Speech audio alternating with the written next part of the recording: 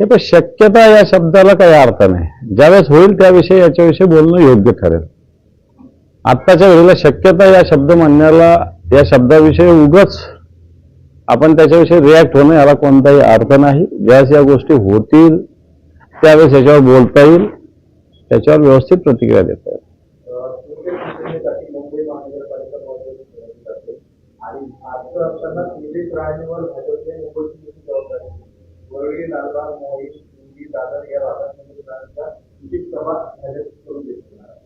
याच्या आधी त्यांनी सभा घेतलेल्या आहे, आताच घेतल्या अशातला काही भाग नाही. त्याच्यामुळे कोणती पार्टी आपल्या निवडणुका जिंकण्यासाठी वेगळ्या पद्धतीने जबाबदाऱ्या देत असते, तशा जबाबदाऱ्या दिल्या असतील. त्याच्यात काय, कोणती पार्टी जिंकण्यासाठी लढत असते ना. भले भारतीय जनता पार्टी असेल, जिंकण्यासाठी लढत असेल, त्यामुळे त्यांनी त्यांच्या मनात जबाबदारी दिली, त्याच्यात काय जाऊ काय विशेष आहे.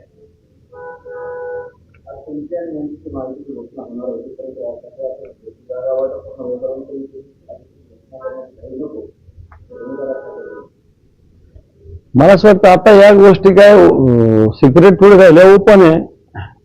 शिवसेना आणि मनसे एकत्र लढणार आहे हे आता अतिशय सुस्पष्ट आहे. त्याच्यामुळे आज डिक्लेअर करणं काय, उद्या करणं काय, परवा करणं काय, 1 तारखेला डिक्लेअर करणं, त्याने फरक काय पडणार विशेष.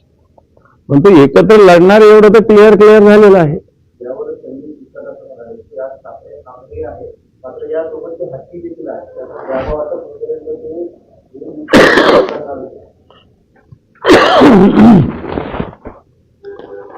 मला याच्यातलं काही माहिती नाही.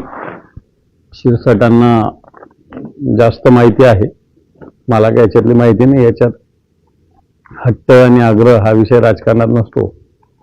त्याच्यामुळं ज्या अर्थी दोघे बंधू एकत्र होऊन चर्चा करतायत, आमचे शिवसेनेचे नेते चर्चा करतायत, त्या अर्थी या सगळ्या गोष्टी प्रोसेस जवळपास पूर्ण झालेल्या आहे. 1-2 दिवसात या सगळ्या गोष्टी स्पष्ट होतील.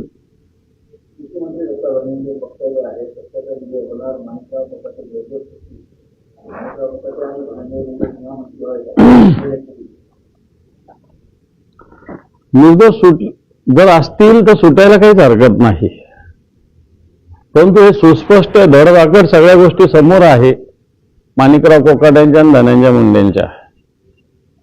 त्याच्यामुळं न्याय व्यवस्थेला असं गृहीत धरू नये.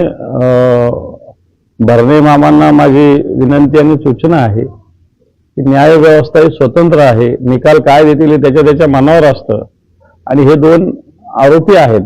कोकाटेंचा आरोप वेगळ्या प्रकारचा आहे, परंतु धनुभाऊचा आरोप हा वेगळ्या प्रकारचा आहे, लक्षात घ्या.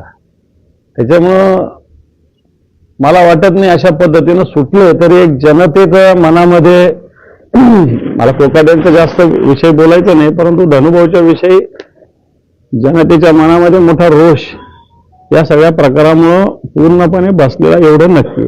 कोर्ट सोडेल न सोडेल हा वेगळा विषय आहे, पण जनता सोडत नसते एवढं नक्की.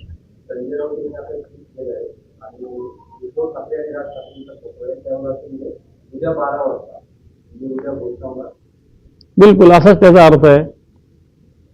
त्याचा अर्थच तसा आहे. मी सांगितलं तुम्हाला 1-2 दिवसात, उद्या 12 वाजता. याचा अर्थ असा आहे की उद्या.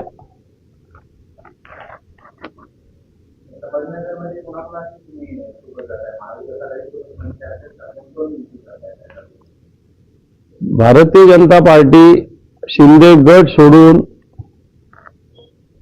सगळे एकत्र यावे असा आमचा प्रयत्न चालू आहे.